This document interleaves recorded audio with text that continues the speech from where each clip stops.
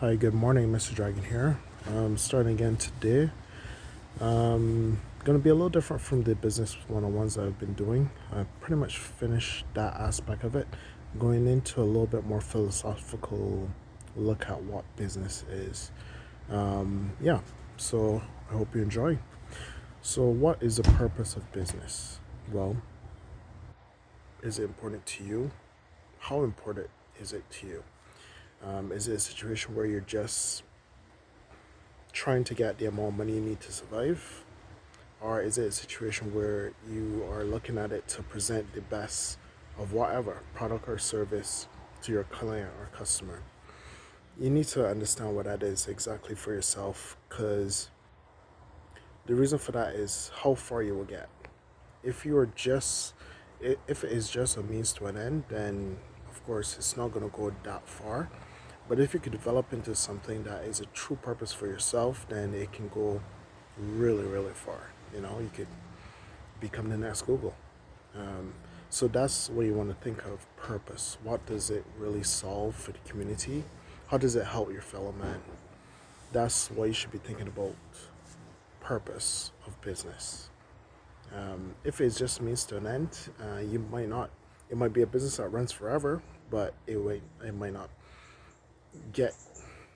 If it's just a means to end, it might just get you exactly what that is: paying the bills, living minimally, and that's basically it. If you really want to improve, you need to find out why, that big why, that would help you evolve that business into something that makes millions of dollars. So, important.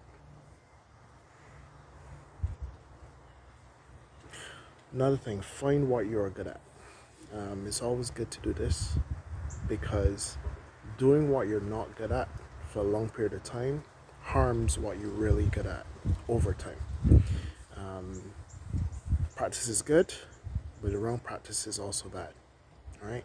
So find what you're good at quickly and move forward to do the best you can. The wind is really going crazy up here, as you can see.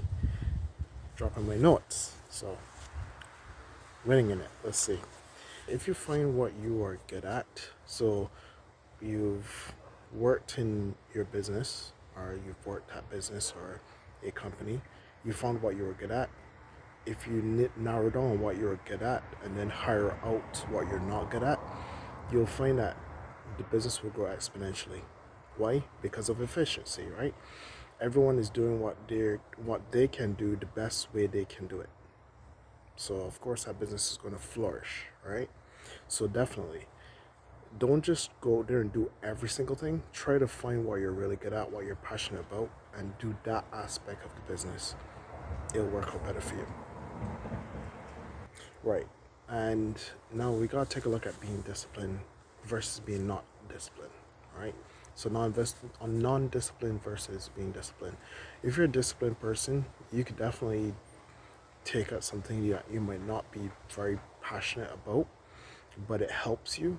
Um, Say you're working at a cement factory, right, and you become head of second division cement CEO or something. You know, um, it might not be a passion, but because you have discipline at your job, you can definitely, or you find passion other places that helps you, that keeps you motivated to do that job, right? Or a garbage company. Those are not passionate jobs. No one's passionate about picking up garbage, but you could find passion in other things, or you could be disciplined enough to keep doing it so that you get what you want at the end of the day. If you're not a disciplined person, then you need to find something that you more willing to be doing, something that probably makes you feel good to do, so that you stay motivated to do that thing, right? Achieve your goals. There are different ways of doing it, based on the person that you are, right? There's business for everybody. Yeah. Right. So manifesting. Um, it's a buzzword in business world for sure, but it is true. Um, I even do it myself. I have a whole list of things. I have my notes, and I have stuff that I look back at every single day, that basically I tell myself a narrative of who I want to be, right? I find that's very important. That's very, very important, especially with how we're living now.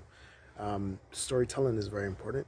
If you can tell your own story, you become the superhero that you want to be, right? So yeah, write down some things that would help you personally. It could be a personality trait. It could be something you admire in somebody else. Anything that will help you with business, and then your future goals, right?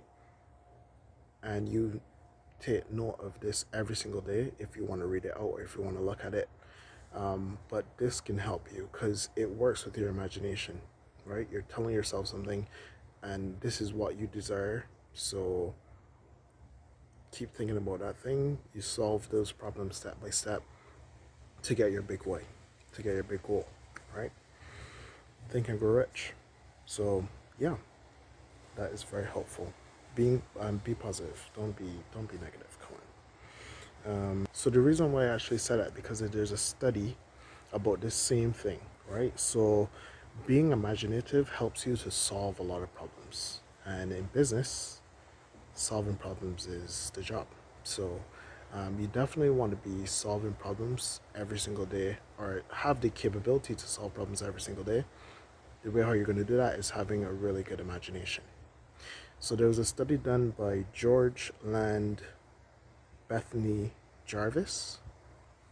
Doesn't really roll off the tongue for myself, but yeah, that guy. He did a study in the 60s about how about doing jobs that you never came across before. So like astronauts on the way to the moon, ship blows up.